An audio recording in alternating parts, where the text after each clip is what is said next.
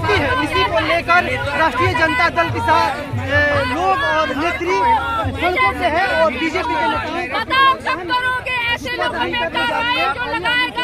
बात करेंगे।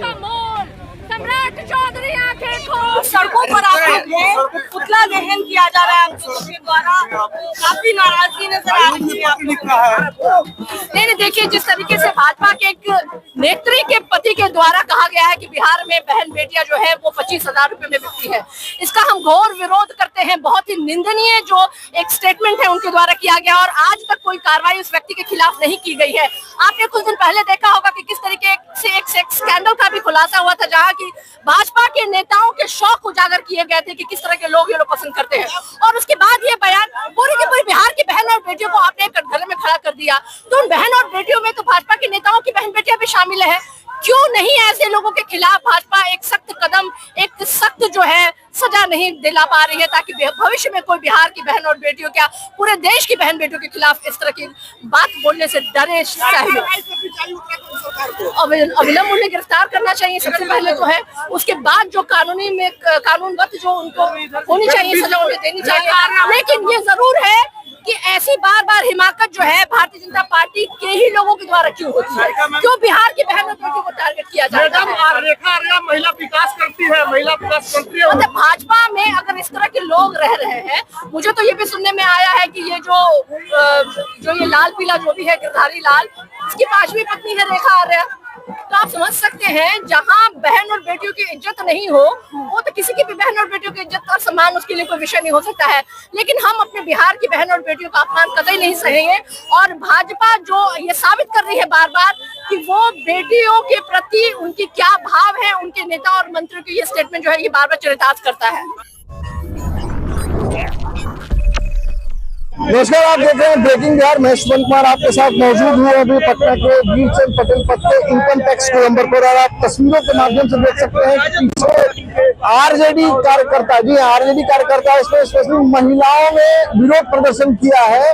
उत्तराखंड के मंत्री के पति गिरधारी लाल शाहू ने जिस प्रकार से बयान दिया कि बिहार में महिलाएं 15-15, 20-20 हजार रुपए में मिलती हैं, अपने कार्यकर्ताओं को संबोधित कर रहे थे कि हम तुम्हारी भी शादी वहां से महिलाओं को लाकर करा देंगे। इस पर कड़ा ऐतराज जताया है आरजेडी प्रवक्ताओं ने, उनके समर्थकों ने, और उनका कहना है कि बराबर महिला अस्मिता की, महिला सुरक्षा की बात करने वाली भारतीय जनता पार्टी के नेता के इतने बिगड़े बोल हैं कि बिहार की महिलाओं का मूल्य वो 15 से 20 हजार रुपए लगा रहे हैं।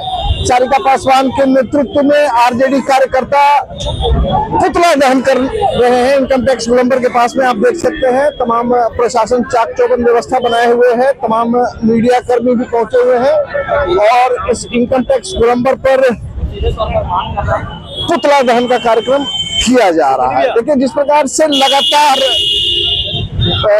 महिलाओं की सुरक्षा की बात की जाती है, महिलाओं की अस्मिता की बात की जाती है भारतीय जनता पार्टी के द्वारा, उनके नेताओं के द्वारा, उस पर बहुत एक तरीके से आप कह सकते हैं कि विरोधाभास की स्थिति उत्पन्न हो गई है। क्योंकि जिस प्रकार से भाजपा नेता के द्वारा उत्तराखंड में ये बयान दिया गया है, उसके बाद से न भारतीय जनता पार्टी का कोई नेता भी खुलकर सामने नहीं आ पा रहा है और इसकी भर्त्सना नहीं कर पा रहा है। तमाम आप तस्वीरों के माध्यम से देख सकते हैं। इन बिंदुओं को ध्यान में रखते हुए राष्ट्रीय जनता दल के कार्यकर्ता आज रोड पर आए हैं। देखिए, चुनाव खत्म हुए तकरीबन 40 दिन हो गए और जिस प्रकार से राष्ट्रीय जनता दल या कहे कि विपक्ष की उदासीनता दिख रही थी तमाम मुद्दों पर, चाहे वो सरकार की नीतियां हो या किसी भी प्रकार से विरोध प्रदर्शन के नाम पर कोई चीज नहीं हो रहा था। नए वर्ष में जिस प्रकार से राष्ट्रीय जनता दल के नेता विरोध प्रदर्शन कर रहे हैं भारतीय जनता पार्टी के नेताओं के द्वारा, उनकी ऊर्जा दिखाई दे रही है। समझ में आ रहा है कि आखिर आने वाला जो 2026 है